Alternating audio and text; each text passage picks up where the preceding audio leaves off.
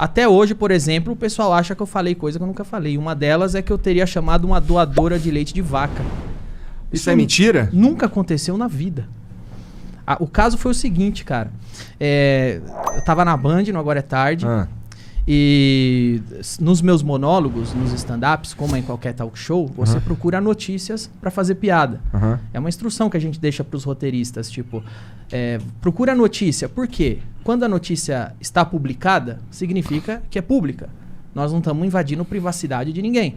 Quando alguém tem uma foto e publica, é pública. Sim. Né? Daí vem o nome, publicar público. Então, os roteiristas sempre procuram notícias para fazer piada. E eu sempre instruí a fazer assim, vai lá no Mundo Bizarro. Mundo Bizarro é um site de exageros, de presepadas, que o homem mais gordo do mundo desceu rolando a ribanceira na Escócia, o indiano com o maior bigode do mundo quer entrar no Guinness. O Mundo Bizarro, o nome já diz.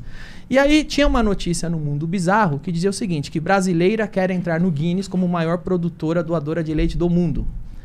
Essa notícia, ela não tinha o viés dramático nem o viés filantropo. E era uma notícia que já estava virando meme. As pessoas estavam comentando essa notícia. E um dos roteiristas achou que essa notícia, como estava sendo comentada e estava no Mundo Bizarro, tinha os elementos cômicos, tinha o exagero, tratava-se de entrar no Guinness, ele achou que seria uma boa fazer uma piada com isso. Uma piada com uma pessoa que já está virando meme, com uma notícia esdrúxula, que era o viés, mais uma vez. Nunca foi um viés filantropo, nem de dramático. Sempre foi brasileira, quer entrar no Guinness. É uma notícia sobre o Guinness. E ele fez a piada. E a piada que eu contei no programa foi, ela quer entrar no Guinness como a maior produtora de leite do mundo, mas o Kid Bengala já entrou também nessa categoria. Tem nada a ver com ela. Não, teve nada a ver. De fato uma piada. Tem a estrutura de piada, tem o setup, tem o punch. A piada tem uma estrutura própria, como qualquer obra literária. Você consegue dissecar. E ela, no papel da piada, ela era o setup da piada, não era o punch. O setup é o fato. O punch é a distorção cômica.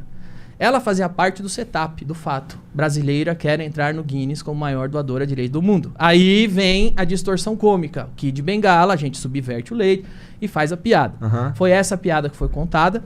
Eu contei ela no programa.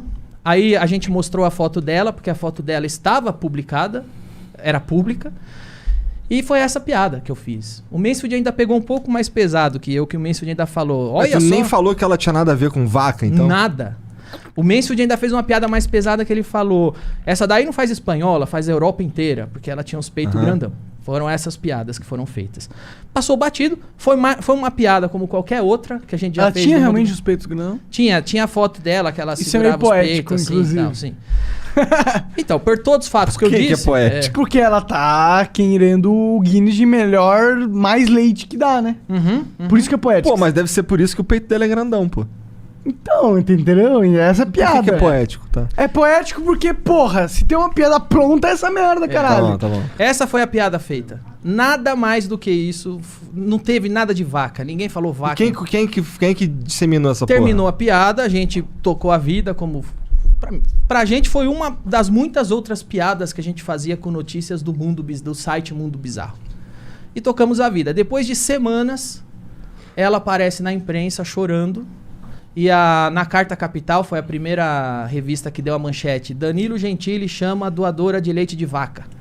E aí ela aparece chorando. Tinha que ser na Carta Capital.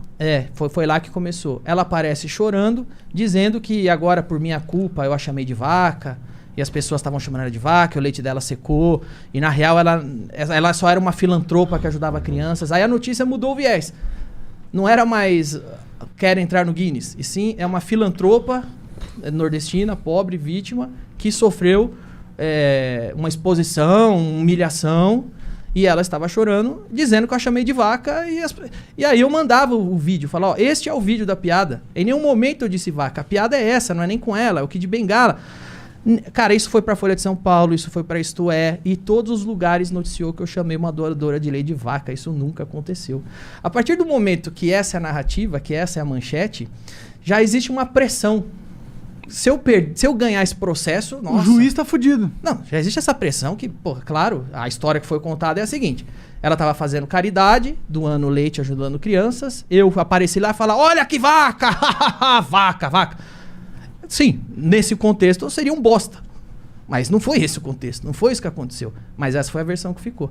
E a gente põe o DVD no processo, eu mando pros jornalistas, tá aqui a piada, não tem vaca. Por que você não faz a manchete? Fez piada com o Kid Bengala, essa é a piada. E virou essa narrativa. Eu tenho muitas outras, cara, que eu já passei. Por exemplo, eu me lembro que eu tinha uma série politicamente incorreta, foi pro ar pela FX em 2014. Eu fazia o papel de um deputado xarope, que só fazia merda, falava merda. E o deputado, de repente, na história, o meu personagem chamava Atílio Pereira, ele vai no Congresso Nacional e ele quer banir tem uma discussão lá para banir o uso da vírgula. A gente zoava muito as coisas idiotas que o deputado ficava discutindo. E aí eu levava um cartaz, e o cartaz estava escrito assim: não sou negro, graças a Deus. E eu falava, vejam como a vírgula faz diferença. Se a vírgula estiver aqui, não, vírgula, sou negro, graças a Deus. Essa é uma boa frase. O cara tem orgulho de ser negro. Mas se eu tiro a vírgula, olhe como fica uma coisa racista. Não sou negro, graças a Deus. Essa era a cena cômica. Os caras tiraram um print onde eu tô do lado do cartaz escrito não sou negro, graças a Deus. E começaram a passar isso em um monte de ONG de defesa afrodescendente, como se fosse eu segurando um cartaz que eu não sou negro, graças a Deus.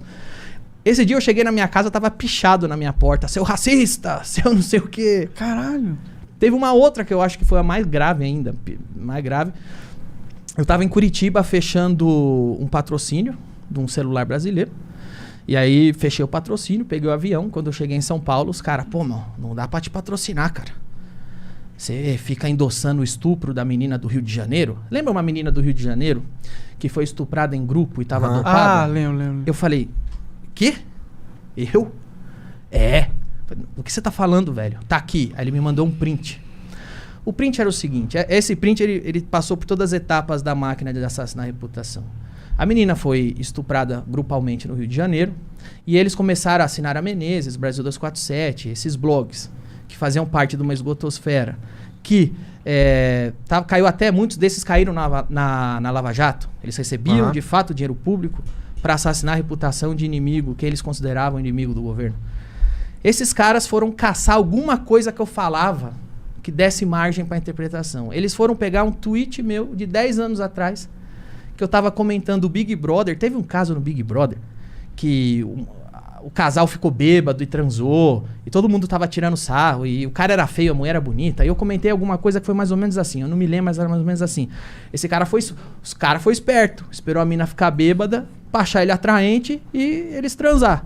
Essa era a tweetada. Eles apagaram a data da tweetada e começaram a divulgar com fakes, igualzinho o gabinete, que a imprensa é tão puta com o gabinete do ódio do Bolsonaro. Quando o gabinete do ódio era do outro lado, a imprensa não se incomodava. Nenhum pipi. Pelo contrário, ainda absorvia o que eles criavam. Aí eles pegaram esse meu print, apagaram a data e começaram a compartilhar como se aquela fosse uma opinião minha a respeito do estupro do Rio de Janeiro que estava acontecendo naquele dia. E eu dizia, foi esperto, esperou a menina ficar bêbada pra transar com ela. Como se eu estivesse falando da menina dopada que foi estupra grupalmente. Sendo que era uma tweetada de 10 anos atrás a respeito de uma galhofa do Big Brother. Caralho. E aí, cinicamente, eles começam a compartilhar. E isso tá lá na esgotosfera, tá lá nos blogs sujos. A hora que vê, sobe pro mainstream. Tá na Carta Capital. A hora que vê, sobe pra Folha, sobe pro mainstream. E a mentira vira verdade. A ponto de eu chegar em casa, ligar no Sport TV. O Sport TV não tem nada a ver com esses assuntos. E o Trajano tá falando. Inclusive, o Danilo veio aqui um tempo atrás e faz apologia ao estupro. Olha a máquina. Onde começou e onde parou. Isso a gente sofreu muito. Tem muita gente que simplesmente não vai ver realmente qual é a da informação. Jamais. Os caras trabalham com manchete. Ninguém lê a notícia. Se você promover uma manchete, pronto, eu chamei a doadora de leite de vaca e acabou. E eles já saem apedrejando. E aí o sistema jurídico acompanha isso, que é bizarro. E aí é isso. Aí o Trajano falou que fazia apologia. Só que veja bem, apologia ao estupro é crime. Não é uma opinião que eu faço apologia. É um crime que tá... É igual falar, você é estuprador. Pô, isso é pesado, você tem que provar. Eu faço apologia ao estupro, tenho que provar. Mas foda-se. Então eu já passei muito por isso. Eu falo, cara, é um milagre que eu ainda tenho uma carreira. Porque é um milagre. É o que eu falei, se o Wilson, no começo da entrevista, se o Wilson Simonal tivesse internet, provavelmente o Pasquim não teria acabado com a vida dele.